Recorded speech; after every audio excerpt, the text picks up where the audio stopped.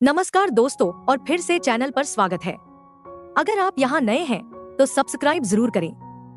उम्मीद है कि आपका दिन शानदार गुजर रहा होगा। एक बार फिर जब आग पूरी तरह बुझ गई तो दो जासूस लिंग यी और लिंग एर छिपकर देख रहे थे कि मेयर के साथ क्या हो रहा है। उन्होंने देखा कि मेयर के खेत में सुएंग के शिष्य मेयर की जमा की हुई खजानों की खोज में जुटे हुए थे।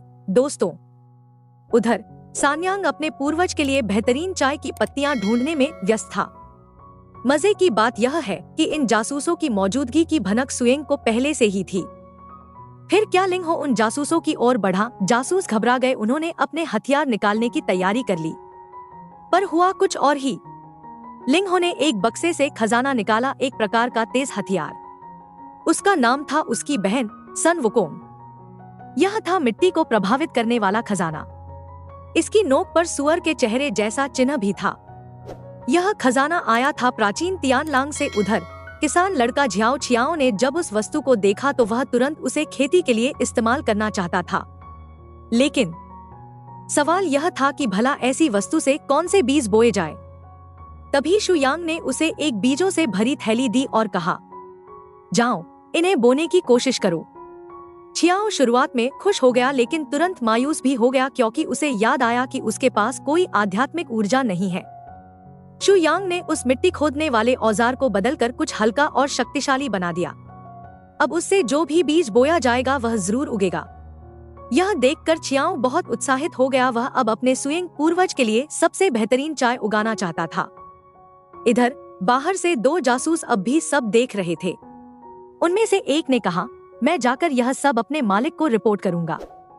दूसरे को कहा गया, रुको, अंदर मत जाना वरना मर जाओगे। लेकिन उसने अपने भाई की बात नहीं मानी।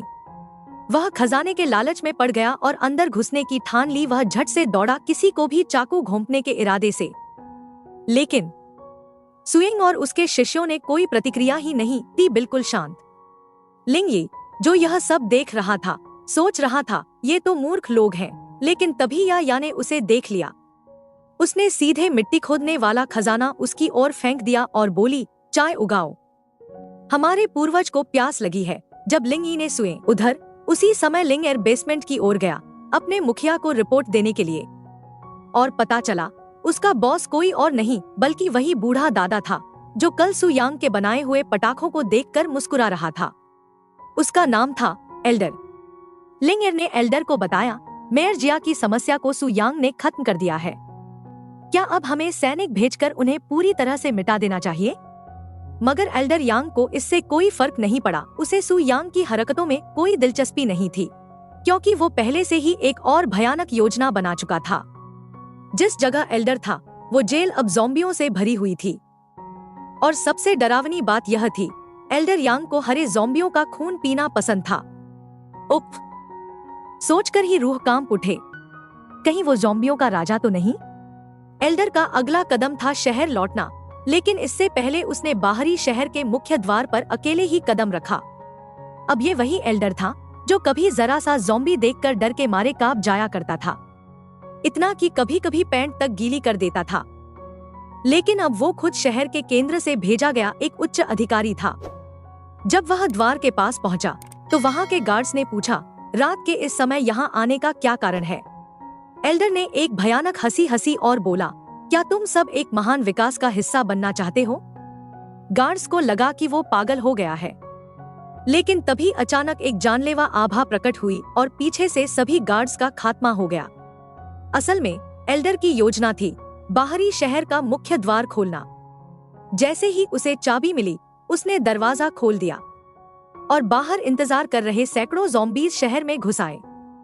सब कुछ बर्बाद हो गया। हर ओर अफरातफरी मच गई। लिंग एर, जो ये सब देखकर दहशत में था, भाग भी नहीं सका और आखिरकार ज़ॉम्बियों का शिकार बन गया। मरते वक्त उसे पछतावा हुआ कि उसने एल्डर की बात क्यों मानी। मगर सबसे अजीब बात तो ये थी, ज़ॉम्बी किसी और को तो खा रहे थे, लेकिन एल्डर को किसी ने छुआ तक नहीं। है ना कुछ गड़बड़? इसका मतलब तो यही हुआ कि एल्डर अब खुद ज़ॉम्बियों का हिस्सा बन चुका है। तभी तो उसे ज़ॉम्बियों का खून पीने में कोई दिक्कत नहीं होती, है ना दोस्तों? उधर दूसरी ओर शियाओ झाओ ने अच्छी चाय की कई फसलें उगाने में कामयाबी पा ली थी। लेकिन तभी धड़ाम, बाहर उग्र हो चुके ज़ॉम्बियों ने उनके गेट को तोड़ दिया। पैतान किसी तरह वहां तक पहुंचा, मगर उसकी हालत बहुत खराब थी। मरने के करीब होते हुए भी उसने सु यांग से कहा कि वो तुरंत बाहरी शहर छोड़ दे और अंदर वाले शहर की ओर चला जाए, क्योंकि अब बाहरी शहर में चारों ओर भूखे ज़ॉम्बी ही ज़ॉम्बी हैं। लेकिन हमारे प्रभु सु यांग पूरी शांति से चल रहे थे और जवाब दिया, भागूं? हजार या लाख ज़ॉम्बी भी क्यों न हो, इससे क्या फर्क पड़ता है, उनके लिए तो ये सब कुछ भी नहीं था। गेट खुला और तभी बूम, शियाओ झाओ और लिंग यी ने जो चाय उगाई थी वो चाय नहीं बल्कि तरबूज राक्षस बन गए। जी हाँ दोस्तों, तरबूज के राक्षस। उन्होंने ज़ॉम्बियों पर ऐसा हमला बोला कि कोई भी ज़ॉम्बी सु यांग के पास फटक नहीं सका। तरबूज के बीज जैसे गोले ज़ॉम्बियों को चीरते रहे और एक के बाद एक सब ढेर हो गए। यहाँ तक कि बाहर खड़े ज़ॉम्बी भी इन अजीब लेकिन डरावने तरबूज राक्षसों को देखकर अंदर आने की हिम्मत नहीं कर सके। लेकिन तभी कुछ छोटे तरबूजों ने पैतान के शरीर को काटना शुरू कर दिया, उसके पैरों से लेकर हाथों तक। वो हैरान रह गया कि तरबूज उसे क्यों काट रहे हैं। उधर सु यांग बस चुपचाप यह दृश्य देख रहे थे। आखिर में पैतान बेहोश होकर वहीं गिर गया। तभी सु यांग ने अपनी थोड़ी सी शक्ति उसके शरीर में डाली और चमत्कार, सारी चोटें तुरंत ठीक हो गई। अब आप सोच रहे होंगे कि आखिर ये हुआ कैसे, तो सुनिए। पैतान को ज़ॉम्बियों ने काटा और खरोचा था, जिससे वह संक्रमित हो गया था। उसका शरीर ज़ॉम्बी में बदलने की कगार पर था और इसलिए तरबूज राक्षस उसे दुश्मन मानकर हमला कर रहे थे। लेकिन जैसे ही सु यांग ने उसे ठीक किया, वह फिर से इंसान बन गया और तरबूज राक्षसों के लिए अब वो दुश्मन नहीं रहा। बस दोस्तों, यही है पूरा किस्सा। तो बात यह है दोस्तों, ये तरबूज राक्षस हैं और ये हर चीज को दुश्मन ही समझते हैं। लेकिन हंसी की बात यह है कि इनके दांत इंसानों जैसे दिखते हैं, बड़े बड़े, और कुछ भी चबा सकते हैं। ही क्या आप भी उत्साहित है लियान शी शुआंगयान के भाग 203 के लिए? क्योंकि यकीन मानिए, ये तो बस शुरुआत है। पुराने यान की योजना यहीं खत्म नहीं होती। असल में अब तो ज़ॉम्बियों का हमला और भी पागलपन की हद तक पहुंच गया है। वो लगभग पूरे शहर पर कब्जा कर चुके हैं। ऐसा लग रहा है कि अब इनर सिटी भी टूटने ही वाली है। उधर पैतान के दोस्त सैकड़ों ज़ॉम्बियों से लड़ते लड़ते थक चुके हैं। और तो और वो सु यांग के पूर्वज से मदद की भीख मांगने लगे, घुटनों के बल बैठकर। और हाँ, लॉर्ड गीता तो मदद करेंगे ही, मगर उधर वो बूढ़ा आदमी ज़ॉम्बियों को अपने खून से और ताकतवर बना रहा है दोस्तों। यहाँ तक कि जो ज़ॉम्बी मर चुके थे उन्हें फिर से जिंदा कर रहा है। वाह भाई वाह, ये तो पूरा पागल हो गया है। उस बूढ़े को लगता है कि ज़ॉम्बी में बदल जाना ही इंसान की सबसे बड़ी अगली एवोल्यूशन है। बिल्कुल वैसा ही बूढ़ा जैसे कल तरबूज राक्षसों ने खा लिया था, जिसने शियाओ झाओ की पौधों की मेहनत बर्बाद कर दी थी। तो दोस्तों बताइए, मजेदार नहीं है?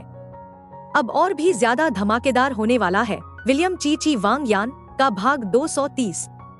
इंतजार कीजिए, अगला भाग बहुत जबरदस्त होने वाला है।